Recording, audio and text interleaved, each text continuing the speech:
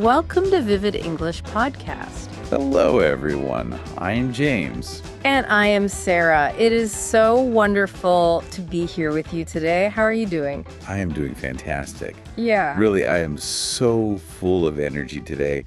I am just so ready to help our listeners take their English to the next level. That is exactly what we want to hear because we have such an exciting topic. You know, we so often hear from listeners who say, I've been studying for years. I can read, I can understand you right now, but I feel stuck. Oh, definitely.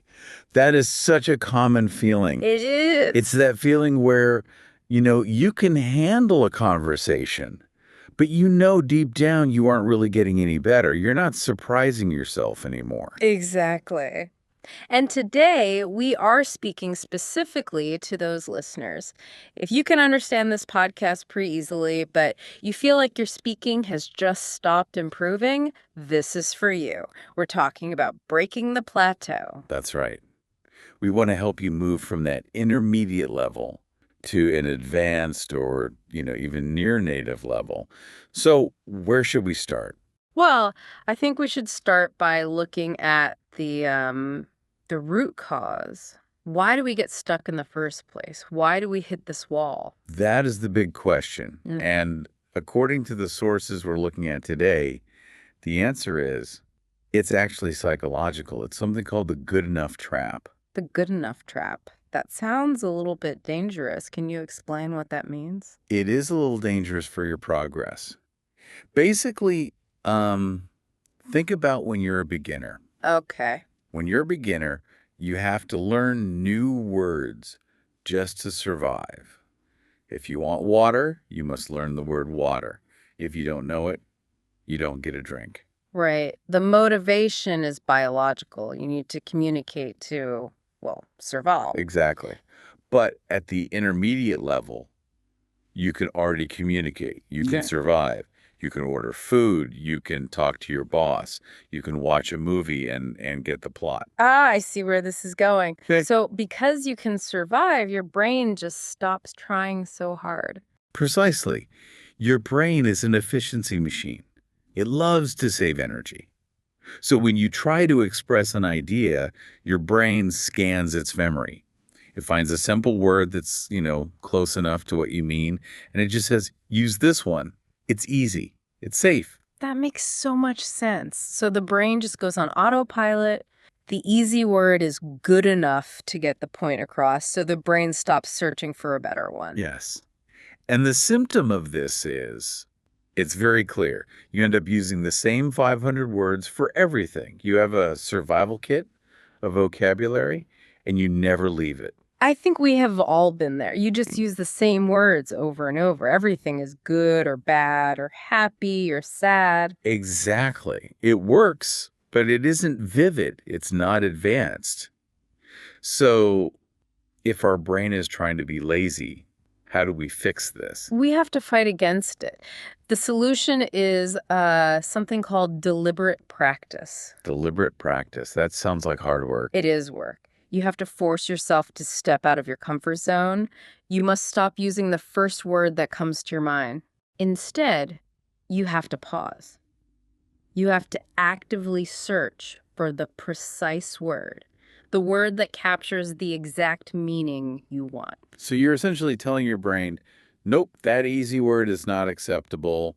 Find me a better one. Exactly. It requires real mental effort. But that effort is what builds new connections in your brain. That is a great point. Now, speaking of effort and training, that leads us perfectly into our next topic, which is how we consume English. You mean immersion, right? Everyone always says, watch Netflix and you'll learn English. Uh-huh. Exactly. The Netflix strategy. Right. But there's a problem with that. Let's take a closer look at the difference between passive immersion and active immersion. This is a really important distinction. Let's clarify this for everyone. What is passive immersion? Passive immersion is what most of us do when we want to relax.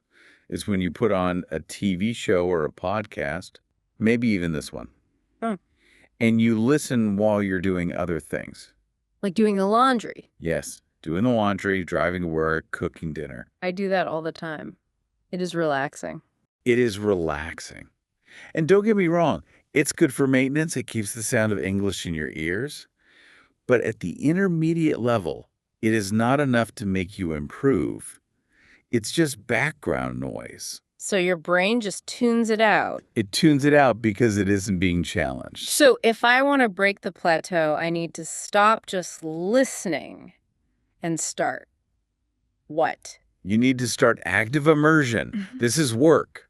This means you sit down to watch a video, but you're not just watching for the story. You have your hand on the pause button. Okay, so I pause the video, then what? Then you become a detective. You repeat what the character said out loud. Yeah. You mimic them. And then you analyze it. You ask yourself questions. What kind of questions? You ask, why did they use the present perfect tense there? Or why did they choose that specific word instead of a simpler one? You're analyzing the language, not just consuming it. That sounds much more intense than just watching a movie with popcorn. It is intense, but that's why it works. You're treating the media as study material. And this brings up a really important rule for our listeners. It's the 80-20 rule. Oh, I love the 80-20 rule. It applies to so many things. So how does it apply to learning English? Well, think about a beginner. At the beginner level, you spend a lot of time listening and reading. That's input. You're just absorbing the language. Right. You have to fill the tank before you can drive the car. Exactly. But to break the intermediate plateau, you need to flip that ratio. You should spend 20% of your time on input reading, listening, and 80% of your time on output. Wow. 80% output. You mean speaking and writing? Yes. Speaking and writing, producing the language. That seems incredibly high. I think most learners probably do the opposite. They listen 80% of the time and only speak for 20. That is exactly why they are stuck. Input is safe. Output is scary. Output is where you make mistakes. But if you want to reach an advanced level, you have to produce the language. That's a huge shift in mindset. But it does make sense. You can't learn to play the piano just by watching other people play. No, you can't. At some point, you have to put your hands on the keys and make some noise yourself. That's a perfect analogy. You have to be the one making the music. Now, we talked about the good enough trap earlier and using those same old boring words. I want to introduce a little game that can help our listeners fix this. I call it the Precision Challenge. The Precision Challenge. Yeah. I like the sound of that. How do we play? Okay, so the goal is to eliminate generic, boring words from your vocabulary. We want to stop being good enough and start being vivid. And the two biggest enemies we are fighting today are the words very and nice. Oh, nice. That might be the most boring word in the entire English language. It was a nice day. He is a nice guy. It doesn't tell you anything real. Exactly. It's lazy. So let's do a synonym swap. I'll give you a boring phrase with very or nice, and you give me a better, more precise alternative. Ready? I am so ready. Let's do it. Okay, first one. Imagine something really good happens. Instead of saying, I am very happy, what can we say? Ooh, very happy. Okay, well, it depends on the context, right? If I just won the lottery, very happy is way too weak. I would say, I am thrilled. Thrilled. I like that. It sounds exciting. It has energy. What else? How about ecstatic? I am ecstatic. Yes, ecstatic. That is such a powerful word. It feels almost physical. Or if we want an idiom, maybe I am over the moon. I am over the moon. That's a great one. It really paints a picture. Can you feel the difference? I am very happy is so flat. I am over the moon is like a high jump. Absolutely. Okay, next one. This is for the word nice. Instead of it is a nice day, what should we say? Nice day is so vague. If the wind is blowing gently and the air feels fresh, I would say it is a breezy day. Breezy. That is lovely. I can feel the wind just by hearing you say it. Or if the sun is shining, birds are singing, it's not too hot, I might say it is a pleasant day. Pleasant. That sounds very polite and comfortable. And if the day is so beautiful it looks like a painting, or a postcard, Yeah. then it is a picturesque day. Picturesque. What a beautiful word. Listeners, try to say that one. Picturesque. Did you hear the difference? Nice is flat. Picturesque has color and life. And it's fun to say. Mm. Picturesque, you just sound so much more sophisticated when you use precise vocabulary like that. You really do. So that's the challenge for you. Catch yourself when you're about to say very or nice and stop. Swap it for something better.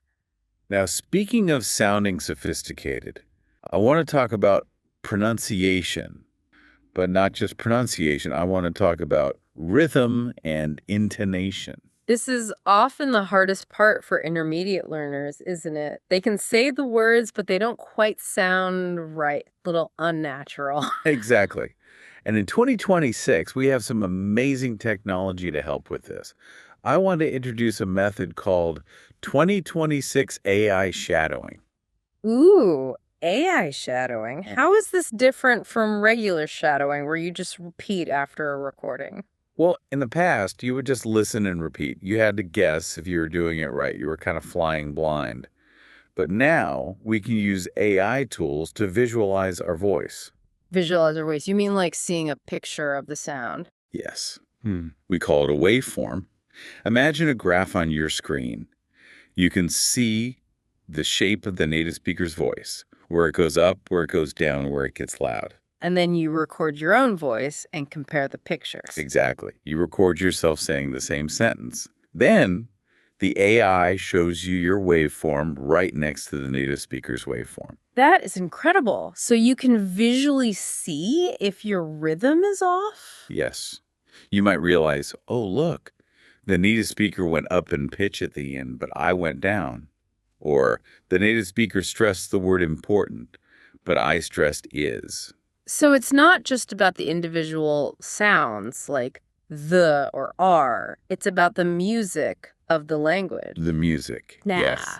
The rhythm, the stress, the intonation, honestly. Right. Can I share a personal story here? Please do. When I was learning a second language, I felt stuck for a solid year, a whole year. I knew the grammar, I knew the words, but I didn't sound fluent. I felt like a robot. It wasn't until I started recording myself and looking at the waveforms that I realized how flat my speech was.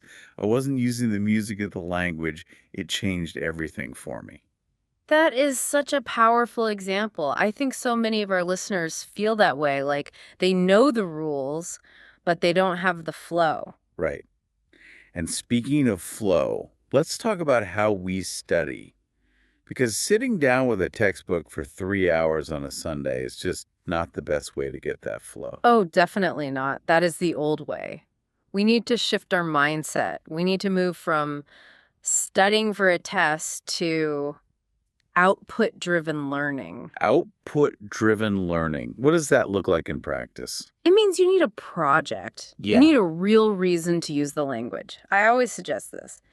Decide that you are going to give a 10-minute presentation on a topic you absolutely love. A topic you love. So not grammar, not the history of English verbs. No, not grammar. Maybe you love cooking or football or graphic design, whatever it is.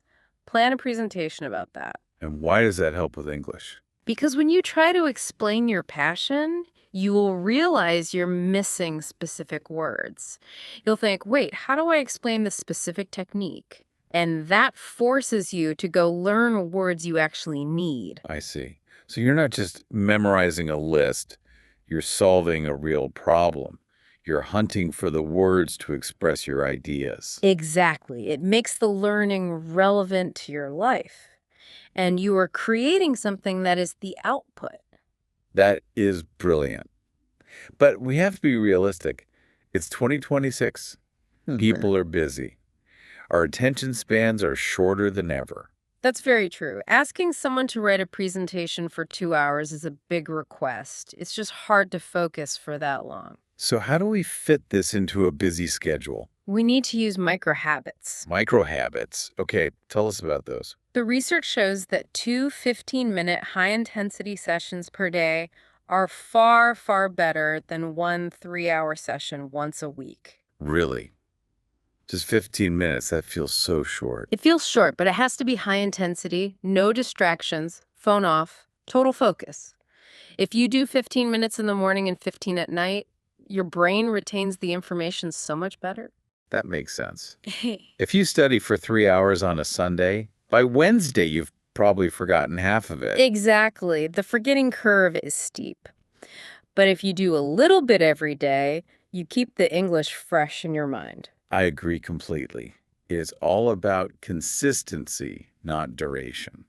Now, before we wrap up, I want to address the feelings our listeners might be having. We've talked about being stuck. That can be very frustrating. It's incredibly frustrating. You put in all this work, but you don't see the results. Sometimes you just want to scream. Haha, right. So let's give our listeners the precise English words to express that frustration. Because if you can name the feeling, you can manage it better. That's a great idea. What are some useful phrases? The first one is very visual. I feel like I'm hitting a wall. I feel like I'm hitting a wall. That's a great phrase. It means you're moving forward and then bam, you just stop. You physically can't make any more progress. Exactly. It feels like a physical barrier. The next phrase is, I've reached a plateau. I've reached a plateau. Listeners, please repeat that word. Plateau. Plateau. A plateau is that flat area of land on top of a mountain. So it means you climbed up, you learned a lot, but now you're just walking on flat ground. You're steady, but you're not going up anymore. Perfect explanation. And finally, when you are ready to start improving again, you can say, I want to get back on track. To get back on track, like a train that fell off the rails. To get back on track means to return to the right path, to start moving toward your goal again. So if you're feeling frustrated, use these phrases. Say, I hit a wall, but now I'm using active immersion to get back on track. I love that, turning that frustration right into action. You know, thinking back to your story about recording your voice, you said it helped you, but was it easy? Honestly, Yeah. no, it was painful. It is really hard to listen to your own voice. You hear every single mistake, you hear your accent. It's uncomfortable. I can imagine. It's painful to hear your own mistakes. It feels very vulnerable. It does, but I think that is such an important lesson. Yeah. That discomfort, that's where the growth happens. Can you explain that a bit more? Well, if you're comfortable, you are just repeating what you already know. You're staying safe. But if you feel a little bit of that pain or embarrassment, it means you're stretching your abilities. You are pushing your limits. That is so wise. We have to embrace the ugly parts of learning to get to the beautiful part. Exactly. Embrace the discomfort and breakthrough. Well, that is all the time we have for today. We hope this closer look at breaking the plateau has given you some new tools and some new energy. We know you can do it. Just take it one step at a time. Try the precision challenge, try recording your voice, and stay consistent. And remember, we are here to help you on this journey. You are not alone. Be sure to tune in to Vivid English Podcast next time. We have more great tips coming your way. Thank you so much for listening, everyone. Keep practicing. Bye-bye.